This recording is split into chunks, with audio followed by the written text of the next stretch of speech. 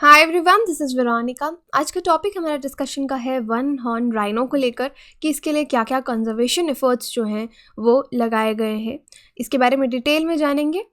अब आपको कोई भी डाउट हो आप मेरे साथ जुड़ सकते हैं इंस्टाग्राम, फेसबुक, ट्विटर, टेलीग्राम कहीं पे भी, because I feel together we can make a huge difference. और टेलीग्राम पे ही आपको इसका पीडीएफ जो है वो मिलेगा, राइट। अपडेट्स कहीं पे भी मिल जाएंगी, डाउट्स आप कहीं भी पूछ सकते हैं, लेकिन टेलीग्राम पे इसका पीडीएफ अपलोड कर दिया जाएगा। चलिए अब जानते हैं इसके बारे में डिटेल में।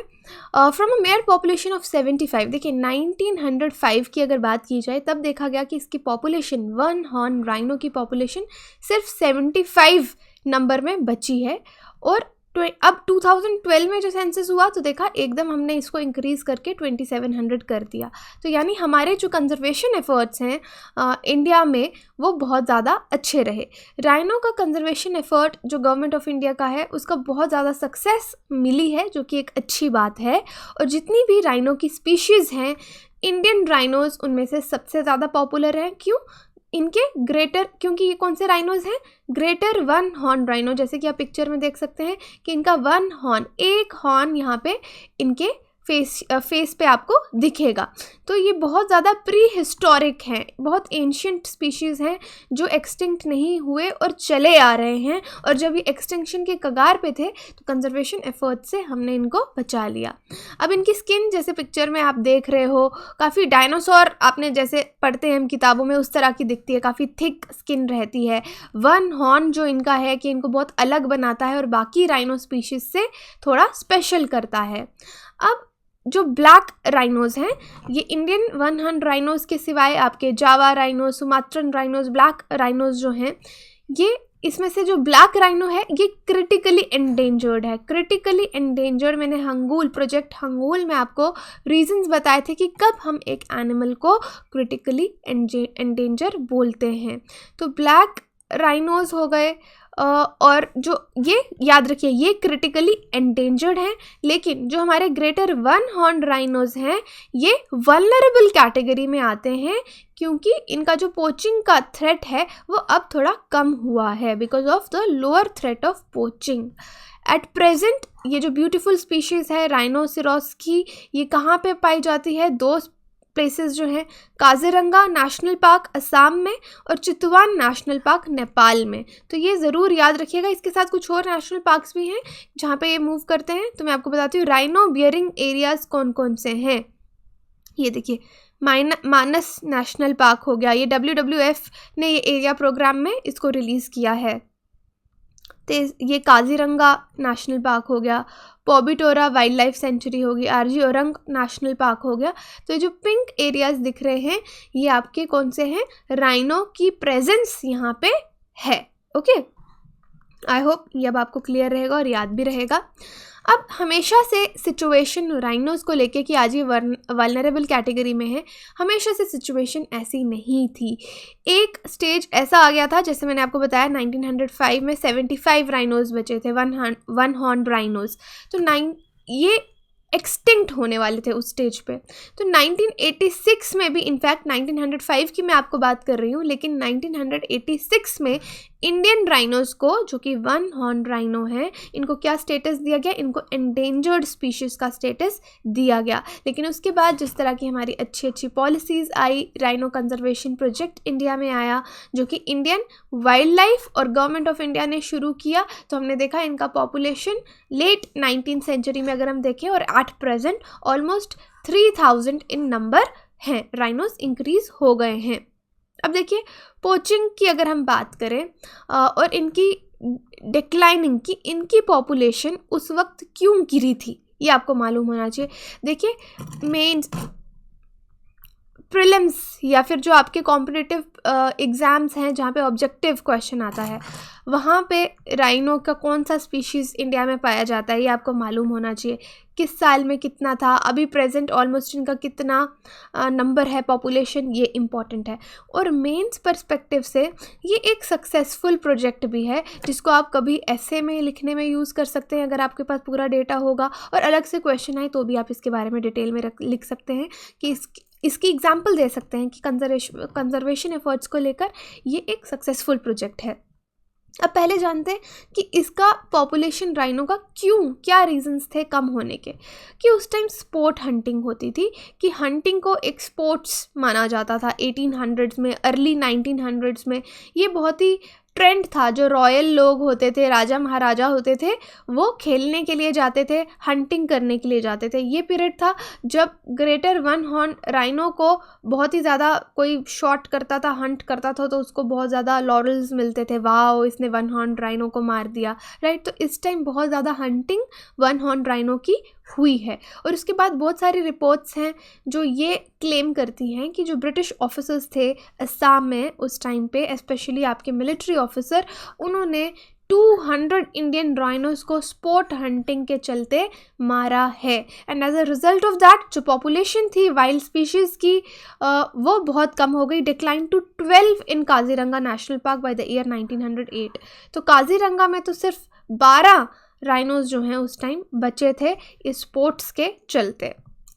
दूसरा रीज़न है पोचिंग।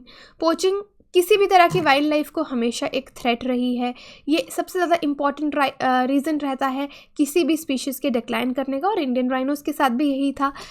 अर्ली 20th सेंचुरी में देखें तो लीगल हंटिंग जो है उसको बैन कर दिया गया, भारत ने उसको बंद कर दिया गया। जितनी भी हमारी कंसर्न अथॉरिटीज़ थी उन्होंने ऑर्डर्स निकाले कि कोई भी हंटिंग नहीं करेगा, वो इलीगल होगा, और कंजर्वेशन मेजर्स जो हैं वाइल्ड लाइफ के लिए वो शुरू किए, स्पेशली राइनोस के लिए।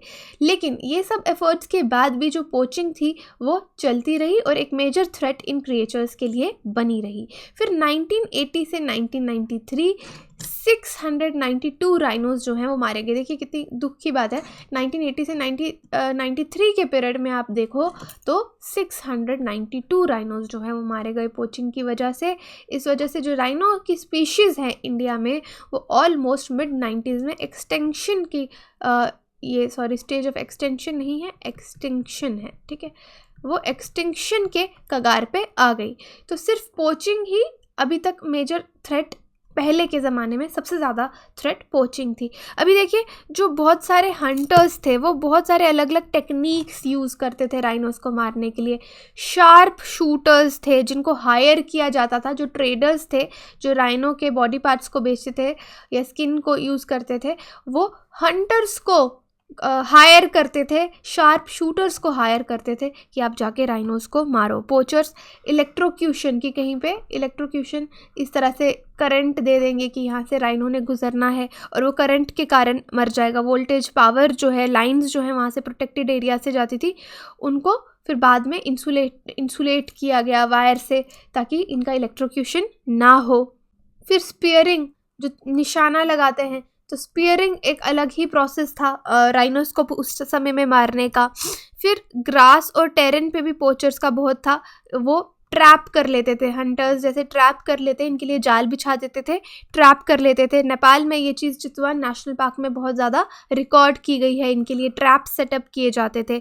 जिंक फॉस्फाइड और पेस्टिसाइड्स के पॉइजन्स जो हैं वो राइनोस को दिए जाते थे पोचर्स के द्वारा। तो इस तरीके से पोचिंग जो है उस वक्त होती थी और इनफैक्ट उनका गला दबा के या स्ट्रैंगल कर दिया जाता था।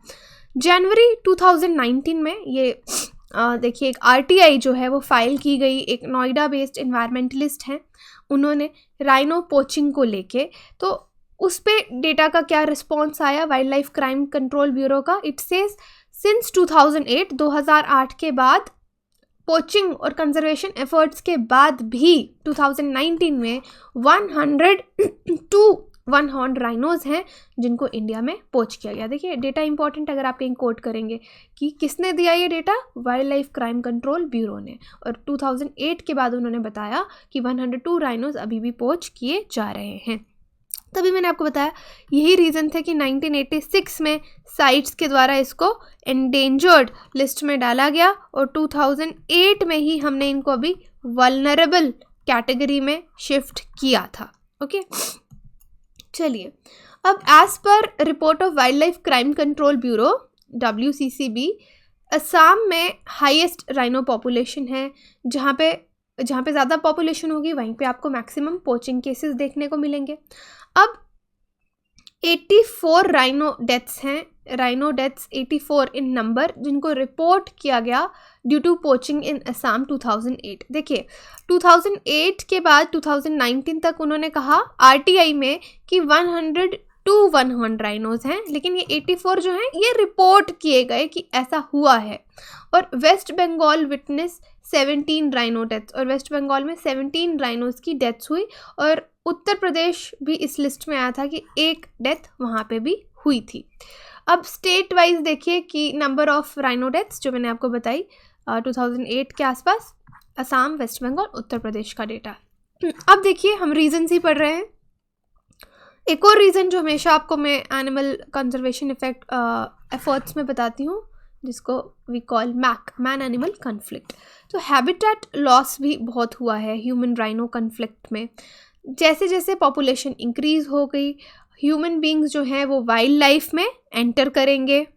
जो ह्यूमंस हैं वो लगातार वाइल्ड लाइफ हैबिटेट में एंटर कर रहे हैं। क्यों? क्योंकि ह्यूमंस को फ्रेश लैंड्स चाहिए। इसकी वजह से जो आपके एलुवियल प्लेन ग्रासलैंड्स हैं वो डिसअपियर हो रहे हैं, जो कि राइनोज के लिए एक नेसेसिटी है। वो कहाँ पे रहते हैं राइनोज? एलुवियल प्लेन ग्रासलैंड्स पे, जहाँ पे ह्यूमंस कब्जा करे जा रहे हैं। अब इस हैबिटेट टेरिटरी पे अगर ऐसा होगा तो राइनोज की पॉपुलेशन जो है वो डिक्लाइन होती जाएगी, कम होती जाएगी। और देखिए इसका आउटकम क्या होगा कि यहाँ पे पहले राइनोज रह रहे थे, अब यहाँ पे ह्यूमंस आ गए, उन्होंने कब्जा कर लिया, राइनोज कहीं और मूव हो गए, लेकिन वो फिर से अपने एरिया में आएंगे ना। जब वो आएंगे तो फिर बहुत सारे इस तरह के केसेस होंगे जहाँ पे ये रिपोर्ट हुए हैं कि राइनोज ने ह्यूमंस को मार दिया, फिर रिटेलिएशन में ह्यूमंस ने राइनोज को मार दिया कि वो उनके सेटलमेंट में आ रहे हैं। तो इस तरह से ये कन्फ्लिक्ट जो है ह्यूमन राइनो कन्फ्लिक्ट वो देखने को मिलता है। उसके बाद देखो population density and genetic diversity. कई बार हाई पॉपुलेशन जो होती है ये भी एक रीज़न होती है कि हम sometimes high population density can also be a reason to start a conservation programme. High population leads to lower breeding rates. किसी एनिमल का पॉपुलेशन रेट अगर इंक्रीज़ हो जाता है तो उसका ब्रीडिंग रेट कई बार कम हो जाता है, और बाकी भी उससे बायोडाइवर्सिटी में भी बहुत नुकसान होते हैं। तो एक बैलेंस, इकोलॉजिकल बैलेंस रखने के लिए भी हमको कंजर्वेशन एफर्ट्स शुरू करने पड़ते हैं। अब क्या क्या स्टेप्स राइनो कंजर्वेशन के लिए लिए गए हैं? सबसे लेटेस्ट क्या है आपका Indian rhino mission 2020। Strict measures policies के बाद भी पोचिंग का थ्रेट बना हुआ है। जैसे कि मैंने आपको बताया, आगे फिर से मेंशन होगा कि आरटीआई लगा तो उन्होंने बोला कि हाँ 2008 के बाद भी पोचिंग हुई है। 2005 में Assam government along with international rhino foundation और WWF जो है और बोडोलैंड टेरिटोरियल काउंसिल है, US fish and wild life service है, इन्होंने मिलकर, ये आप याद रखिएगा, ये ऑब्जेक्टिव के लिए बहुत इंपॉर्टेंट है कि किसने मिल के 2005 में इसको इंडियन राइनो मिशन 2020 को लॉन्च किया है। असम गवर्नमेंट, सबसे पहले असम गवर्नमेंट, उसके बाद विद इंटरनेशनल राइनो फाउंडेशन, ये नंबर 1, नंबर 2, नंबर 3 और बोडोलैंड, फिर नंबर 4 बोडोलैंड वाला टेरिटोरियल काउंसिल, और number 5 US fish and wild life service. ठीक है, ये 5 जो ऑर्गेनाइजेशंस हैं असम गवर्नमेंट के साथ साथ बाकी की 4 ऑर्गेनाइजेशन, इन्होंने मिलकर इंडियन राइनो मिशन 2020 लॉन्च किया। पूरे मिशन में बेसिकली ये एफर्ट था कि राइनो की पॉपुलेशन को हमने 3000 पहुंचाना है 7 प्रोटेक्टेड एरियाज़ जो हैं असम के, वहाँ पे 2020 तक।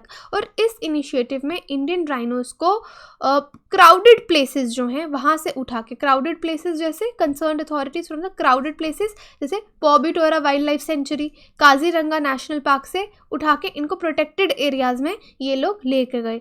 तो यहाँ पे मेन रीज़न इनको प्रोटेक्टेड एरिया में ले जाने का यही था कि वहाँ पे इनको और ज़्यादा स्पेस मिलेगी और ब्रीडिंग का स्पेस मिलेगा और ये ज़्यादा जी पाएंगे। लेकिन इन एफर्ट्स के बाद भी जब इनको मूव करवाया जा रहा था तो देखा गया कि 8 राइनोज को फिर से पोचर्स ने हंट किया 2012 और 2013 के बीच में। फिर उसके बाद ये जो ट्रांसलोकेशन प्रोजेक्ट है कि इनको प्रोटेक्टेड एरियाज़ में, क्राउडेड एरिया से उठा के प्रोटेक्टेड एरियाज़ में ले जाने का, इसको रोक दिया गया। और फिर फोकस क्या किया गया कि हम राइनोज को सारी की सारी सिक्योरिटी जो है अब प्रोवाइड करेंगे। तो सारे एफर्ट, सिक्योरिटी मेजर्स के बाद फिर भी आप देखें पार्क में सिर्फ एक ही पोचिंग केस आया 2014 और 2017 के बाद। तो जैसे जैसे राइनो पॉपुलर हुए, एडिशनल स्पेस उनको ब्रीडिंग और जीने के लिए चाहिए, रहने के लिए चाहिए। तो सारे कंसर्न्ड ऑर्गेनाइजेशंस इनका हैबिटेट रिस्टोर करने के लिए एक्टिव हो गए। और नेपाल में भी पॉपुलेशन है, नेपाल भी कंजर्वेशन एफर्ट्स को लेकर एक्टिव हो गया, इसलिए हैबिटेट कॉरिडोर्स बनाए गए। क्योंकि जैसे मैं हमेशा बोलती हूँ, पॉलिटिकल बाउंड्रीज आपकी किसके लिए है?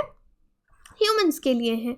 तो अगर इन क्रिएचर्स को मूव करना है, फ्लड आ गए, जैसे काजीरंगा एरिया में बहुत ज़्यादा फ्लड्स आते हैं, तो राइनो अपने आप को बचाने के लिए कहीं मूव करेंगे, तो इसलिए हैबिटेट कॉरिडोर्स जो है, रास्ते, सेफ रास्ते इनके लिए बनाए गए।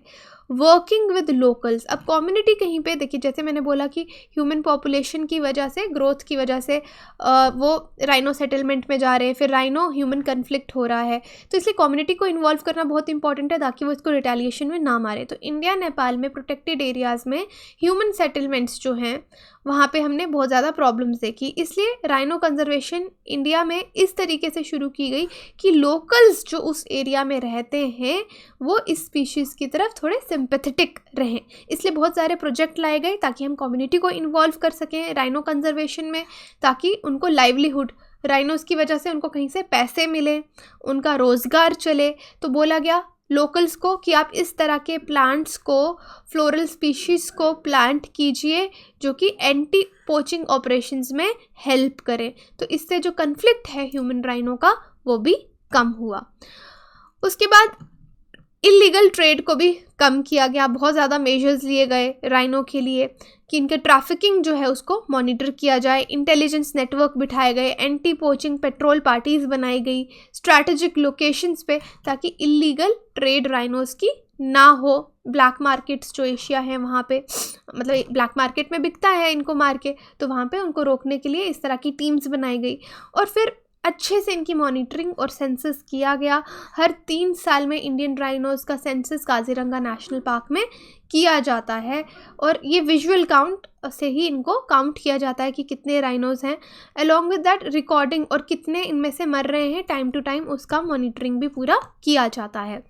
फिर जो लॉ इन्फोर्समेंट है इंडिया का वो भी अच्छा है कि कंसर्न्ड जो राइनो कंजर्वेशन एक्सपर्ट्स हैं स्टेट गवर्नमेंट के साथ, वाइल्ड लाइफ लॉज जो हैं उनको अच्छे से इम्प्लीमेंट कर रहे हैं। एंटी फंड्स जो हैं एंटी पोचिंग के लिए वो भी रिलीज़ किए जाते हैं प्रोटेक्टेड एरियाज़ में। और डिबेटेबल मेजर है, काजीरंगा नेशनल पार्क असम में एक लॉ लाया, ये थोड़ा डिबेटेबल है, लेकिन ये लॉ ये लोग लेके आए थे। Assam has implemented a law कि अगर गार्ड्स और फॉरेस्ट रेंजर्स किसी पोचर को देखते हैं तो उसको साइट पे शूट कर सकते हैं। लेकिन काफ़ी डिबेटेबल है कि ये लॉ होना चाहिए या नहीं, आप मुझे कमेंट बॉक्स में बताइए, लेकिन असम गवर्नमेंट ऐसा लॉ लेके आई थी। अब इसके रिजल्ट्स क्या हैं, ये ऑलरेडी आरटीआई क्या लगाई ये मैंने आपको बताया। सेम डेटा इसमें रिवील किया गया कि 102 डेथ्स राइनोज़ की हुई हैं। उसके बाद इन्होंने बताया इसी डेटा में कि बहुत ज़्यादा अरेस्ट राइनो पोचिंग केसेस में इंडिया में किए गए हैं। 209 अरेस्ट, 209 लोगों को अरेस्ट किया गया है राइनो पोचिंग केसेस में, जो कि एक अच्छी बात है। और कंजर्वेशन स्ट्रैटेजी अगर हम देखें तो फिर इंडिया नेपाल ने मिलके भी कुछ स्ट्रैटेजीज़ बनाई कि हम ग्रेटर वन हॉर्न राइनोसेरॉस को कंजर्व करेंगे। अब इस प्लान में क्या था कि जो पॉपुलेशन है, जैसे Shuklaphanta Nepal, Valmiki tiger reserve India, Chitwan national park Nepal और दुधवा इंडिया, इनको सेपरेट किया गया है पॉलिटिकल बाउंड्रीज से, ये दोनों कंट्रीज़ के बीच में। लेकिन मैनेजमेंट को कहा गया कि एक ही प्रोटोकॉल से इन स्पीशीज़ को यहाँ पे प्रोटेक्ट किया जाए और मैनेज किया जाए, कि दोनों स्पीशीज़ जो राइनोज़ की इन पार्क्स में पाई जाती हैं उनको अलग अलग मैनेज करने से अच्छा है, क्योंकि इनके बीच में पॉलिटिकल बाउंड्री है, इनको अलग अलग मैनेज करने से अच्छा है इनको सेम प्रोटोकॉल में मैनेज किया जाए, राइट। तो this plan calls for expanding distribution range as the occurrence of 90% rhino is one protected area is cause of concern, and conservation of existing and potential rhino habitats need to be made a national priority। लेकिन अब ये है कि नेपाल कितना interest लेगा इसमें, क्योंकि 90% जो है वो आपको एक प्रोटेक्टेड एरिया में ही राइनोज मिलेंगे। तो इंडिया को खासकर कंजर्वेशन और इन्फोर्समेंट लॉज को लेकर यहाँ पे ज़्यादा स्ट्रिक्ट रहना पड़ेगा। तो ये मैं आपको ऑलरेडी बता चुकी हूँ। इंडियन राइनो विजन एक बार अलग से भी लिखा है कि ये कब लॉन्च हुआ, 2005 में, इसके क्या एम्स थे, प्रोटेक्टेड एरियाज, 7 प्रोटेक्टेड एरियाज़ की जो बात की जा रही है वो कौन से हैं, Kaziranga, Pobitora, Orang national park, Manas national park, फिर Laokhowa wild life sanctuary, Burachapori wild life sanctuary, Dibru Saikhowa wild life sanctuary, ये आइडेंटिफाई किए गए हैं। और एक कोलैबोरेटिव एफर्ट जो है अलग अलग फाउंडेशंस के बीच में, ये इनके नाम मैं आपको पहले ही बता चुकी हूँ, ये मिशन जो है वो लॉन्च किया गया। तो यही था हमारा आज का डिस्कशन इंडिया राइनो के ऊपर। आई होप आपको क्लियर होगा। PDF आपको टेलीग्राम पे मिल जाएगा। Thank you so much.